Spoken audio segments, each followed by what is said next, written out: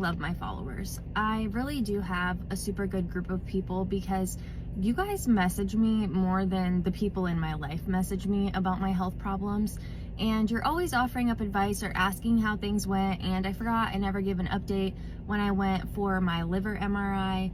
So I really didn't learn anything new from that. Point blank period. I have a crap ton of cysts on my liver.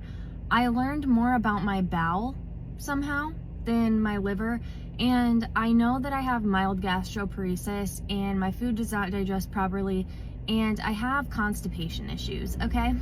They told me to take Miralax because I have, what do I have?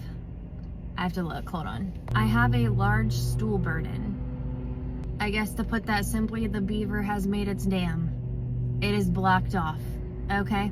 And they're scared about fecal impaction. I don't like the sound of that, all right? So they told me to start taking Miralax. They didn't say how much to take, so I took it just as the instructions told me to take it. 1 capful. It did nothing. So yesterday, I took another capful. It did nothing. So this is either just stuck and it's gonna become a medical emergency, or I am going to be in for a rude awakening. You know, it's kind of like when you go out for drinks with your friends and you're like, oh my God, the buzz isn't hitting me yet. Let me just take like 3 shots in a row. And then it just hits you out of nowhere and you're like, okay, I'm shit-faced now. So I feel like it'll go one of those 2 ways. This guy mowing just has no mercy for me right now. But I cannot have caffeine, so I have to get decaf coffee. And I know decaf still has a little bit of caffeine in it naturally, at least that's what I read, but it just doesn't do it for me. And I think that's what slowed me down so much. Is I used to have an energy drink every single day, and then I would have a coffee every single day, and now I have to drink decaf coffee, no energy drinks, no soda, pop, whatever you want to call it. But I used to only get coffee in the mornings, and now I started this new thing called you can have a coffee if your job pisses you off. So I've pretty much been getting one every day after work too, because they're super good at pissing me off. So anywho, that's where we're at. Crippling anxiety that will probably just be with me forever. It's fine, we're friends now and we just suffer. Chronic gastritis, also amazing. I can't eat 90% of the foods that I love. Can't have spicy food, which really just sends me over the edge because that was my thing. I can't have caffeine. That was my thing. I can't have pickles and olives. They were my thing. I can't have a crispy Sprite.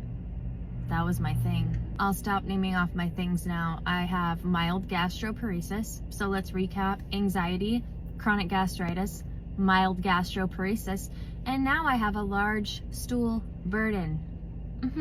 This whole thing is a burden. It's crazy though, because I don't feel constipated. I know this is like TMI, but I don't do TMI. I'm the type of person, I will tell you anything that you want to know. You want to know how my health journey is going? I'll tell you the whole thing. I have no shame. We've all been there, but I'm telling you right now, I would take the burning in my stomach every single day. I would take the eating the gastritis diet, which is freaking awful. This is the only thing I do that is not gastritis friendly, and Lord have mercy if I can't have this one thing.